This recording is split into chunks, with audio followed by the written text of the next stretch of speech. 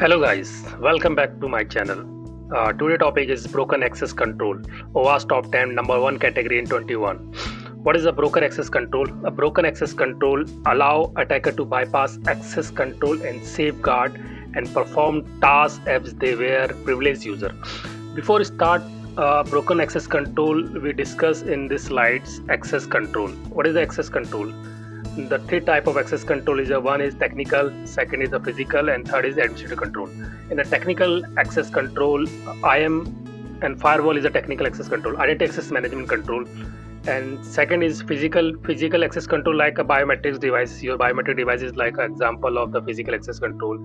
Administrative control is an example of the policy procedure. This is the access controls.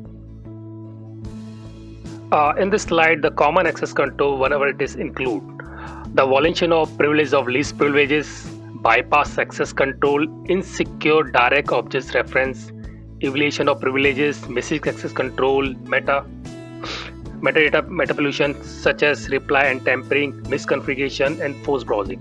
This is the access control vulnerability including. Okay, now हम discuss करते हैं one by one कि जो common vulnerabilities है broken access control category के अंदर वो क्या क्या है. फर्स्ट कैटेगरी है हमारी यहाँ पर principle of least privilege. Violation of principle least privilege क्या होता है? The violation of least privileges by deny by default where the access should be granted for particular capability and role and user but is availability to anyone.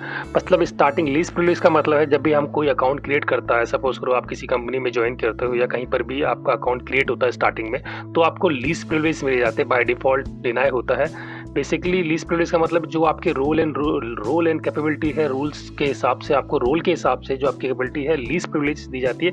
उसके बाद जैसे जैसे आपका workload बढ़ता है उसके बाद आपके प्रिविलेज आपको दिए जाते हैं. तो ये है लीस्ट प्रिविलेज वॉलेंशन. अगर किसी ने अननेसेसरी कोई न्यू एम्प्लॉय आया है कंपनी में, उसको लीस्ट प्रिविलेज की जगह हाई प्रिविलेज दे दिए तो वो एक वॉलेंशन है.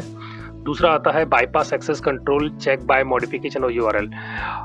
ये भी बहुत एक सिंपल तरीका है कि आप मॉडिफिकेशन यूआरएल में कुछ चेंजेस करके, एचटीएमएल टैग में कुछ चेंजेस करके, यूआरएल पाथ में कुछ एपीआई में रिक्वेस्ट में कुछ चेंजेस करके मॉडिफाई कर सकते हो यहाँ पर. तीसरा आता है द एडिटिंग करके someone else account by providing it's unique identifier. Insecure direct object reference कहते हैं इसको. इसमें बहुत सिंपल है. सपोज करो आप ऑलरेडी किसी साइट्स में लॉगिन हो. ओके, वहाँ पर क्या करते हैं, जैसे आप किसी ऑलरेडी लॉगिन है, सपोज करो मैं एक एबीसी अकाउंट है उसमें लॉगिन है, तो मैं यूआरएल पाथ में मॉडिफाई करके एबीसी की जगह XYZ यूजर डालता हूँ. अगर मैं एक्सेस हो गया तो उसे इनसिक्योर डायरेक्ट ऑब्जेक्ट रेफरेंस कहते हैं. ठीक है.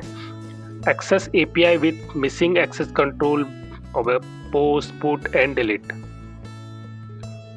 तो ये सारी चीज़ें ब्रोकन एक्सेस कंट्रोल में आती है. अब आता है evolution of privileges. Act as a user without being log in and acting as a admin when the login is an user. इसका मतलब है कि एक नॉर्मल यूजर को प्रिविलेज ज़्यादा मिल गया, evoluting of the privilege. Okay, अब आता है metadata manipulation such as reply and tampering with JSON, web tokens, access control, cookies. उन चीज़ों में आप छेड़छाड़ करके किसी तरीके से कॉम्प्रोमाइज़ करना यूज़र अकाउंट्स को. और एक आता है cross SORS misconfiguration allow API access from unauthorised untested original. फिर आता है force browsing unauthorised page unauthorised user to privilege page as a standard user. जो मैं बता रहा हूँ उस तरीके से तरह से यूजर आपको आपका यूजर एडमिन है, सपोज आपका नॉर्मल यूजर है तो बंदा क्या करता है, ट्राई करता है कि वहाँ पर यूजर की जगह एडमिन यूजर डाल के देखता है. अगर एडमिन यूजर की एक्सेस उसे मिल जाती है तो वो ब्रोकन ऑथेंटिकेशन प्रिविलेज कहलाता है.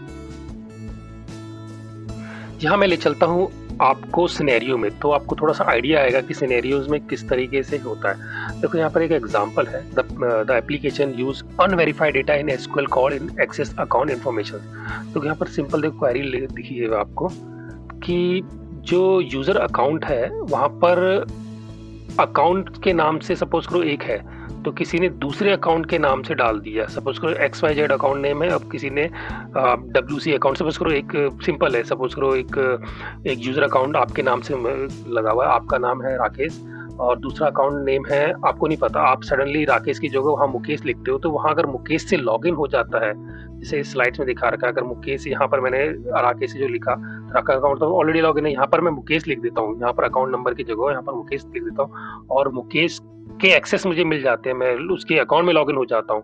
तो उसको ब्रोकन एक्सेस कंट्रोल कहते हैं, क्योंकि यहाँ पर हमने प्रॉपर एक्सेस कंट्रोल मैकेनिज्म नहीं लगा रखा, वीक हमने स्क्रिप्ट लगा रखी, इसलिए ये होता है।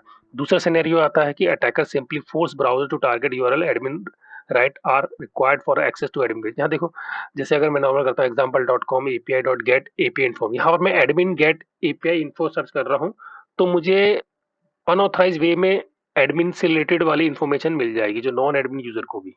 तो ये अटैक सिनेरियो है यहाँ पर। अब इसको प्रिवेंट कैसे किया जाए, how to prevent it? The access control is only effected in trusted server side और serverless API where the attacker cannot modify the access control check or metadata।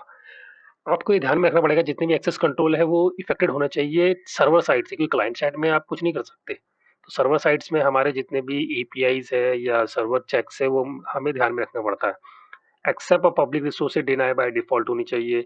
Implement access control mechanism once or reuse them throughout the application including minimize the cross origin resource sharing uses, ये सबसे minimize होना चाहिए। Model access control should be a force record ownership rather than accepting the user can create delete and according। तो ये सारी चीजें हमें ध्यान में रखनी पड़ेगी। Access control should be enforce होने चाहिए, ठीक है, ओके। अब आता है unique application business limited requirement should be enforce domain control model, ठीक है। Disable web server directly listing ensure the file meta data and backup files are not be present within web root. ये एक बहुत बहुत बहुत चीजें हैं जो डेवलपर बना के छोड़ देता है, अपना बैकअप डेटा लगा के छोड़ देता है। उससे क्या होता है, आपको सब कुछ मिल जाता है। अटैकर क्या करता है, सबसे पहले डायरेक्टली लिस्टिंग करता है। बहुत सारे सॉफ्टवेयर है गाली लाइनेक्स में, आप डायरेक्टली बस्टिंग बहुत सारे मैनी सॉफ्टवेयर है कि आप यूज़ कर सकते हो। उसकी क्या आपका जितनी बैकअप फाइल से उठाता है और आपके उसका पूरा मिल जाता है, उसको कुछ ज़रूरत ही नहीं पड़ती। पूरा का पूरा जो आपने वेबसाइट बना रखी है, आपने डंप करके रखी है, आप भूल जाते हो बैकअप फाइल्स को, आराम से वो कॉपी करता है, एंजॉय करेगा फिर। उसके बाद आता है log access control failure alert admin and when appropriate and repeat failure. आपके log access control failure alert होने चाहिए। और rate limit API control access minimise the harm on unauthorised loading. The rate limit API होनी चाहिए। Unnecessary API access control को हमें ध्यान में रखना चाहिए, क्योंकि मिनिमम कम से कम एपीआई जो लिमिट रेट है वो होनी चाहिए। बाकी इनफ है इतना, अगर आप प्रिवेंट कर सको तो ब्रोकन ऑथेंटिकेशन के लिए। अगर ये सारी चीज़ें आप कंट्रोल मैनेज करते हो तो आप आराम से इसको मैनेज कर सकते हो। तो आज की स्लाइड्स में इतना ही था। अगर आपको स्लाइड्स की कोई चीज़ें अच्छी लगी या कोई चीज़ अच्छी नहीं लगी तो मुझे बताइए। अगर आपका इस रिगार्डिंग इसको प्रैक्टिकल करना है तो मैं अपनी नेक्स्ट स्लाइड में पूरा का पूरा जितने ओवर्स टॉप 10 है उसके प्रैक्टिकल सिनेरियो बताऊंगा कि किस तरीके से कैसे करते हैं। जैसे इस सिनेरियो में था वैसे ही आपको सिनेरियो में लाइव एग्जांपल करके दिखाऊंगा किसी डमी वेबसाइट पे। आपका बहुत धन्यवाद। आपको वीडियो अच्छी लगी तो प्लीज़ लाइक कीजिए एंड कमेंट कीजिए। Thank you so much.